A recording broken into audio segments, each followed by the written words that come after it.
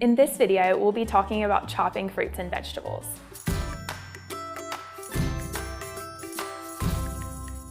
As we talked about with the raw meat, the first step when chopping fruits and vegetables is to make sure that you are using a clean cutting board that has not had any raw meat on it. Wash and dry your produce. Make sure that the knife that you are using is appropriate for the food that you are cutting. Additionally, make sure that your knife is sharpened. You do not want to use a dull knife. The first factor to think about when you are beginning to cut is how you are holding the knife with your cutting hand. Your grip should be as follows. Have the palm of your hand on the handle of your knife with your thumb and index finger gripping the top of the knife blade. Your supporting hand that is holding the produce is also important.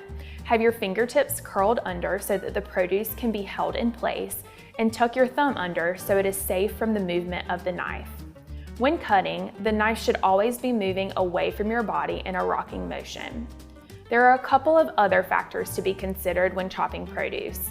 If possible, the item should be cut in half first. This way, it can be laid on its flat side so that your supporting hand can hold steady.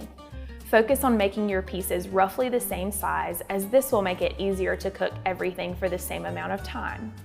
Most importantly, when chopping fruits and vegetables is to make sure that you're paying attention to what you are doing. Keep your eyes on both your knife as well as what you are cutting, and don't let yourself get distracted.